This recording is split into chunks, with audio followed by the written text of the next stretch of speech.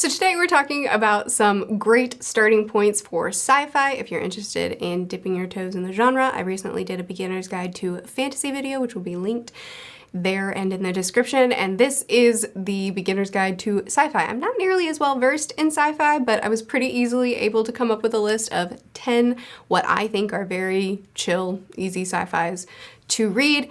And I also have 2 bonus books that they do not belong on this list. They're not beginner books, but I would like to recommend them to you anyway. So technically we have 12 books today. Starting with my one true love, The Hitchhiker's Guide to the Galaxy. I love this trilogy so much. There's only 3 books. Ignore any sources that tell you there's more. The Hitchhiker's Guide to the Galaxy is a recent love that I have, and it's a story that's been recommended to me so many times that I just thought wasn't for me, and oh how wrong I was. I love this story. So this follows Arthur Dent and something Ford. I don't remember his first name. Doesn't matter. We call him Ford. So Arthur is this guy whose house is about to be bulldozed. It's about to be knocked down to make way for a highway. And he's very upset about this and he doesn't want it. And so he has decided to try to block the bulldozer to make this not happen.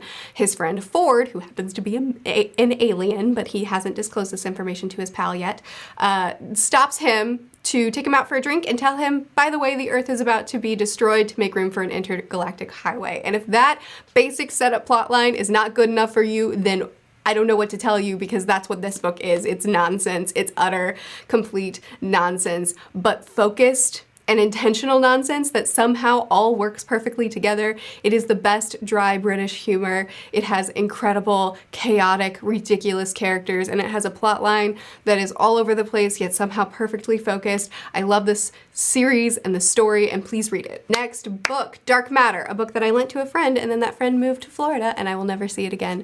Dark Matter is a alternate dimension sci-fi, so we follow this guy whose name I've forgotten, who wakes up and everything's wrong. He's in his house, but it's decorated wrong. He listens to his voicemail, but it's not the voicemail that he had assigned. His wife is there, but it's still not quite right. Nothing, even his job is not, everything is slightly wrong. And anyway, he's been pushed into another dimension of himself.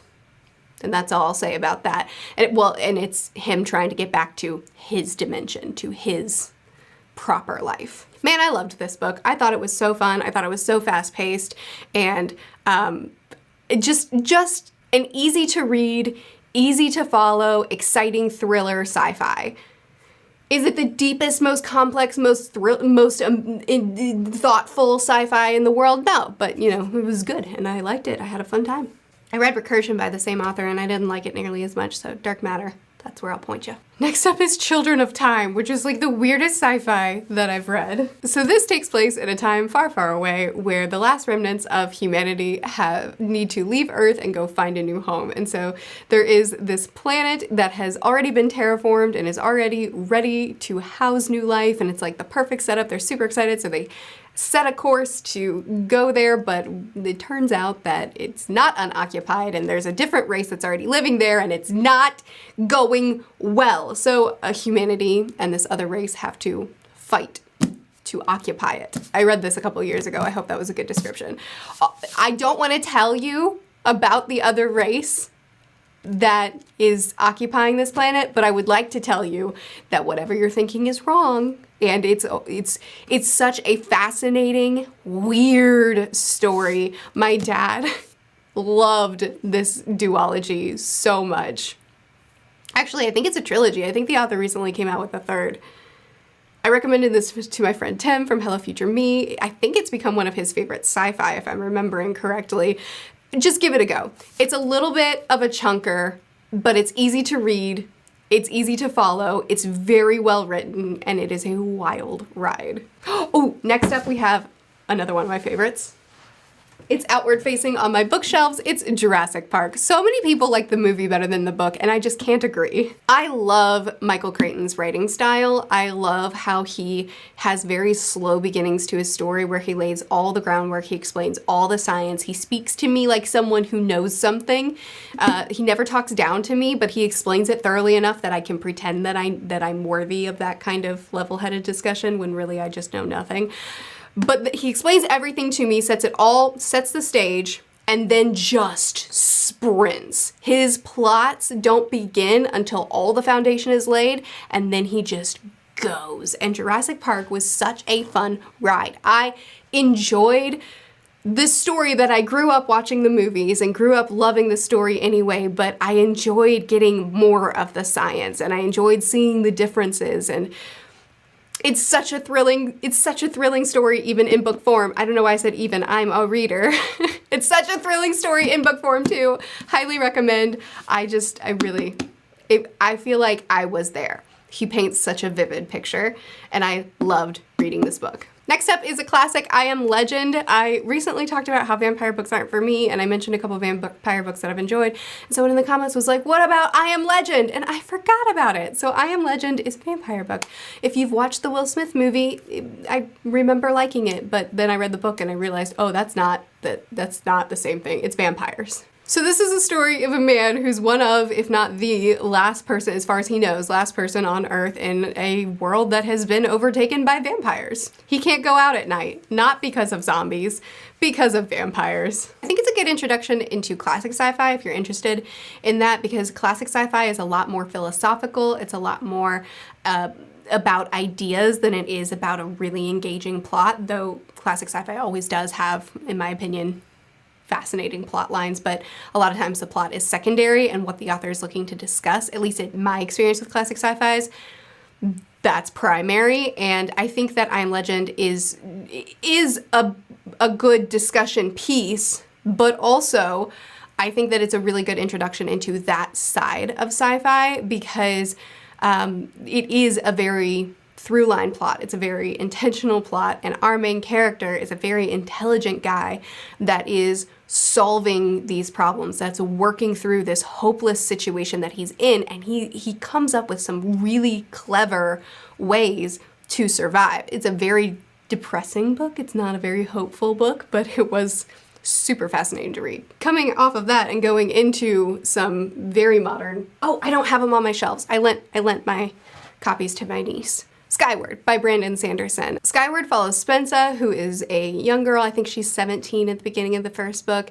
And what's left of the human race is under constant attack by this alien race. And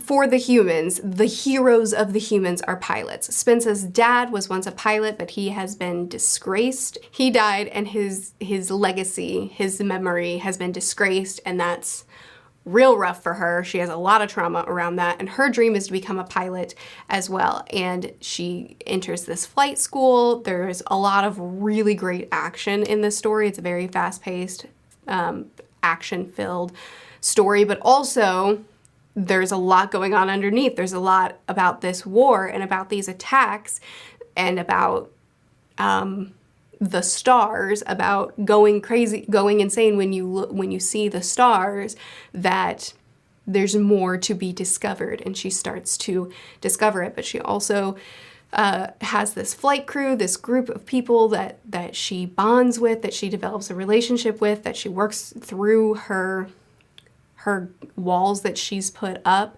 And it's a really, if you want a sci-fi, a YA sci-fi, my goodness, I really loved the first book, really enjoyed the second book. The third book was okay, but I'm looking forward to see how he's gonna conclude it. Next book, Project Hail Mary, which is a book that I enjoyed, though not on the level that the internet does. Man, this book was just real hyped, so you've probably heard about it, so I'll talk about it real briefly. This follows a man who wakes up out of stasis, and he's in a ship in space, alone. Everybody else is dead, and he doesn't know why he's here. He doesn't have his memories. We got that amnesia trope going. So he's on his own. He has a mission that he needs to accomplish, and he super conveniently gets his memories back piece by piece, exactly in the order that he should need it. It's fine. I really enjoyed this book. I thought that it was fun, but I wasn't amazed by it. However, I will say that the second half of the book, whenever a certain something is introduced, it became very, I really enjoyed that element that's introduced. You know, if you've read it, everybody likes this thing best. But it's him basically humanity's future, humanity's survival is on his shoulders. So it's him trying to accomplish what he needs to accomplish, and very, very slowly getting flashbacks, which we receive in, you know, dedicated chapters of seeing why he was chosen for this mission, seeing him working up to it, and then eventually understanding how he lost his memory and why he's here truly. So it's a back and forth, flashbacks and present day.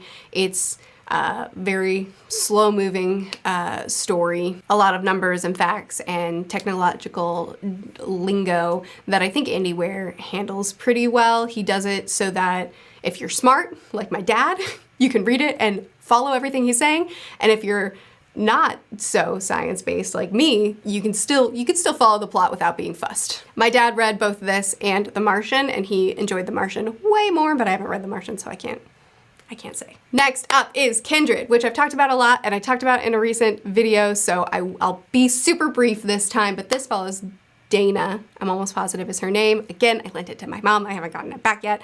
She's a 26-year-old black woman in 1976, I think, and very abruptly, without warning, she's ripped from that timeline and thrust into antebellum Maryland, and there's a drowning boy, so she saves him. But nobody knows how she got there or what's going on, and so her life is in danger. And then she's ripped back and put back into the place where she belongs. But then naturally this just continues. She just keeps getting pulled back and forth. Her life is obviously in danger because of medical know-how, because of unclean food, because of the fact that she's a black woman in the at antebellum times with no free papers.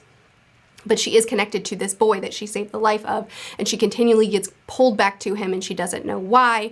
And each time she returns to his timeline, she stays longer and longer, and she has no control over coming back, and her life is repeatedly put in danger while she's there. It's a very slow-moving story. It's fantastic, and I highly recommend it. Next up, we have The Calculating Stars, which is another book that I enjoyed, but I wasn't head over heels with. I didn't continue on with the series, but if you want a light, feel-good sci-fi that's very smart, this is a great one. So this takes place on Earth right as a meteor hits Earth and basically makes Earth inhospitable, much like probably maybe a meteor did for the dinosaurs. This causes humanity to need to rapidly try to get into space and find a new home. And a lot of people are banding together to try to figure out how to do this and how to save as much of humanity as they can.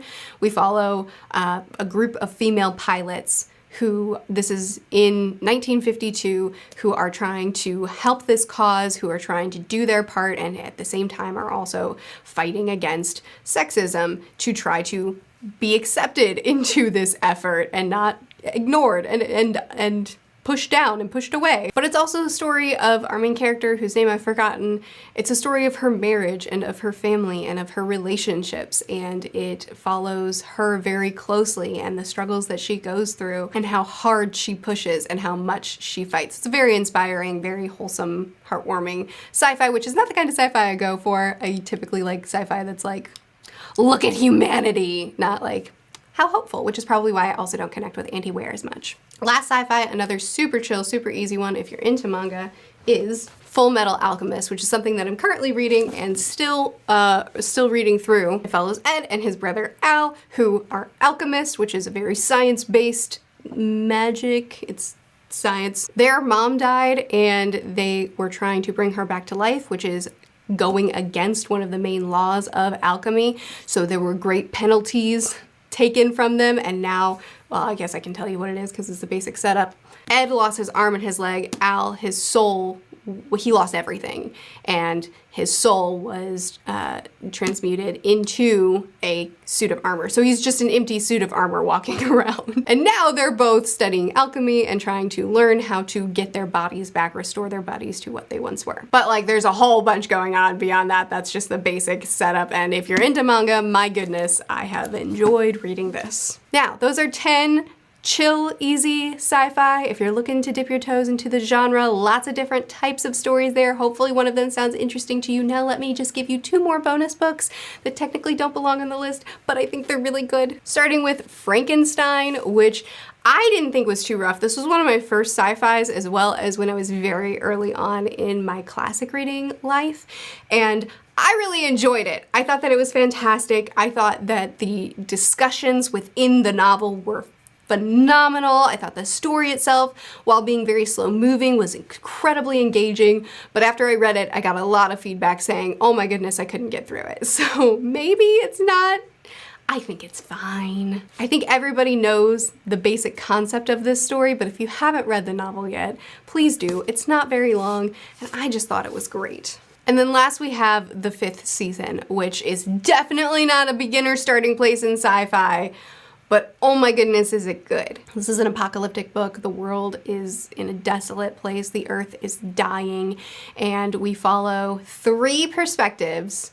One that's told in first person, one that's told in third person, and one that's told in second person. So you wake up, you get dressed, you start walking, which is weird, but there's a reason.